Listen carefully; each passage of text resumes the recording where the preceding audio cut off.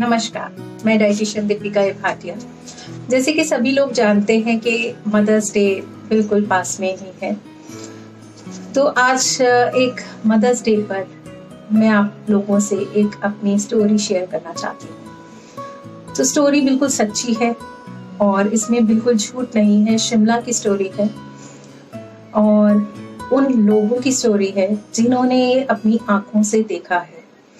तो आप सब लोग सोच रहे होंगे कि पता नहीं मैं क्या बताने जा रही हूँ, लेकिन मैं माँ की महिमा के बारे में बताना चाहती हूँ। जो आज माँ जो है, कोई भी माँ 9 महीने अपने बच्चों को कोख में पाल कर बड़ा करती है, पालती पोसती है, और जरा सी भी उसको चोट लग जाए, जरा सी भी उसको आँच आ जाए तो माँ तड़प उठती है। क्योंकि माँ एक शब्द, छोटा सा शब्द जरूर है, मगर वो बहुत गहरा शब्द है। उसकी गहराई इतनी है कि शायद एक इंसान जो है वो एक जन्म में नहीं समझ पाता। आप जितने मर्जी ग्रंथ पढ़ लो, जो मर्जी पढ़ लो, लेकिन माँ की महिमा जो है वो शायद ही आप लोगों को समझ में आए। मैं माँ हूँ 2 बच्चों की, शायद इस कहानी से इसीलिए जुड़। चलिए आप लोगों को ले चलते हैं शिमला। 4 दोस्त थे। एक का नाम चिराग था, एक का नाम रवि था, और एक का नाम गुरप्रीत था, और एक का नाम ईशान था। तो ये चारों बहुत अच्छे मित्र थे। इन दोनों ने कॉलेज की स्टडी पूरी की और छुट्टियां आई, और छुट्टियों के दौरान इन्होंने सोचा कि कुछ दिन हम बहुत मेहनत करी है, हमने बहुत बड़े हैं, तो आज हम कहीं पिकनिक मनाने चलते हैं। तो शिमला में आपको पता है कि कितनी खूबसूरत वादियां हैं, कितना सब कुछ है। तो शिमला में ये अपनी गाड़ी लेकर सुबह सुबह चल दिए पिकनिक मनाने के लिए, और बहुत सारा सामान खाने पीने के लिए, सब कुछ। खूब खुश थे और अपना सामान लेकर चल दिए। रास्ते में एक इनको पहाड़ी नजर आई, बहुत ही सुंदर पहाड़ी। सोचा, गुरप्रीत ने बोला चलो इस पहाड़ी के ऊपर ही पिकनिक मनाते हैं। चटाई वगैरह सब कुछ था उनके पास, सब अपना सामान जो है अपना गाड़ी में से निकाला और उस पहाड़ी पर बैठ गए और बैठे, खूब मस्ती करी, खूब खाया पिया। और खाने पीने के बाद एकदम से बारिश आ गई, और बहुत तेज बारिश। उस बारिश के अंदर बहुत जबरदस्त तूफान था, और काफी देर पेड़ के नीचे अपना समय गुजारने के बाद गुरप्रीत ने बोला कि लगता है ये जो है बारिश और तूफान बंद होने वाला नहीं है, तो चलो यहाँ से वापस चलते हैं।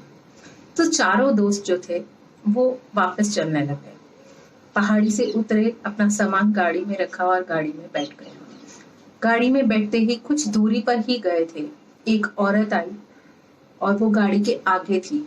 गाड़ी के आगे उसने रोकना शुरू कर दिया, बचाओ बचाओ बचाओ।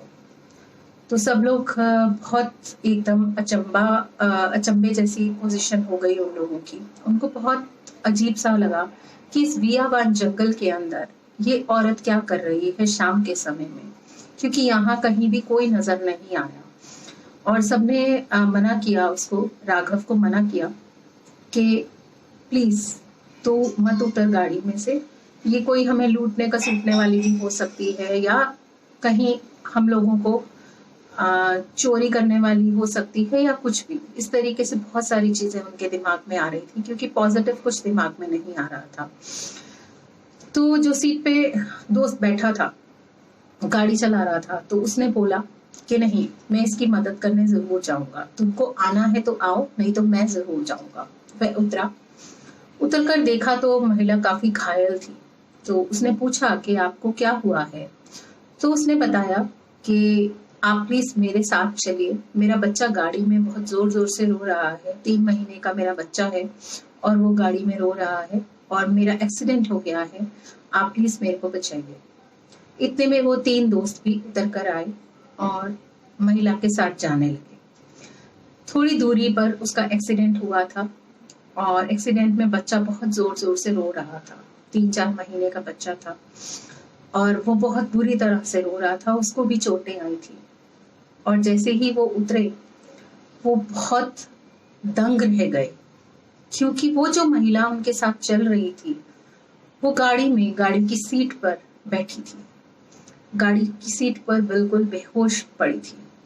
फिर बहुत हैरान हुए, उसने पूछा कि ये महिला तो हमारे साथ ही चल रही थी, तो ये गाड़ी में बैठी क्या कर रही है, तो ये दो लोग कैसे हो सकते हैं। तो जो सीट पर दोस्त बैठा था उसने बोला कि अभी हम बच्चे को बचाते हैं, बाद में देखते हैं क्या है। उन्होंने पुलिस में रिपोर्ट की, पुलिस वाले आए, वहां से उस लेडी को ले गए, उस लेडी को ले गए और साथ में उस बच्चे को भी ले गए और एक हॉस्पिटल में उनको दाखिल कराया गया। और अचानक से वो जिस हॉस्पिटल में दाखिल करवाया वो इन सब लोगों का दोस्त था, तनिष, जो डॉक्टर था। तो डॉक्टर से पूछा गया कि क्या हुआ कुछ घंटे बाद। तो डॉक्टर ने बोला कि तुम्हें शायद अंदाजा भी नहीं है तुमने क्या काम कर दिया है। तो वे बहुत परेशान हुए कि क्या ऐसा हमने क्या काम कर दिया है। उसने बोला तुम अगर समय पे नहीं लाते तो ये बच्चा शायद मर जाता, रो रो के मर जाता, और जो उसको चोटें लगी थी वो बहुत गहरी चोटें लगी थी। और फिर उसने बोला कि उस महिला का क्या हुआ। तो उसने बोला कि वो महिला तो 8 घंटे पहले ही मर चुकी थी, 8 घंटे पहले ही उसकी मृत्यु हो चुकी थी। तो उसने बोला कि फिर वो कौन थी जिसने हमें बोला कि ये बच्चा, मेरा एक्सीडेंट हो गया है और ये बच्चा मेरी गाड़ी के अंदर है, इसे बचाओ। तो वो बोला इसी को तो माँ की ममता बोलते हैं, कि माँ मरकर भी किसी का, अपने बच्चे का साथ नहीं छोड़ती। तो वो मरने के बाद भी उस बच्चे को जब तक वो सिक्योर नहीं हो गया, सिक्योर हैंड्स में नहीं हो गया, उसे लगा नहीं कि मेरे बच्चे की जान बच सकती है, तब तक वो भटकती रही और किसी ना किसी तरीके सिर्फ ये बताना चाहती थी कि मेरा बच्चा यहाँ परेशान है, तो किसी तरीके वो बच्चा मेरा बच जाए। तो देखिए, माँ जो है वो मरकर भी बच्चों का साथ देती है, जब तक वो सुखी ना हो, जब तक वो सही ना हो, तब तक वो उनका साथ निभाती है। तो आप देखिए, जो ये माँ की ममता है वो हमारे अंदर है। तो अपनी माँ की ममता को बनाए रखें और इस मदर्स डे पे सिर्फ एक दिन मदर्स डे नहीं मनाएं, डेली बेसिस पे अपने मदर्स डे जरूर मनाएं। क्योंकि अगर आप रोज अपनी माँ से प्यार करते हैं, रोज अपनी माँ की रिस्पेक्ट करते हैं, वो सबसे पहले एक मदर्स डे है। धन्यवाद।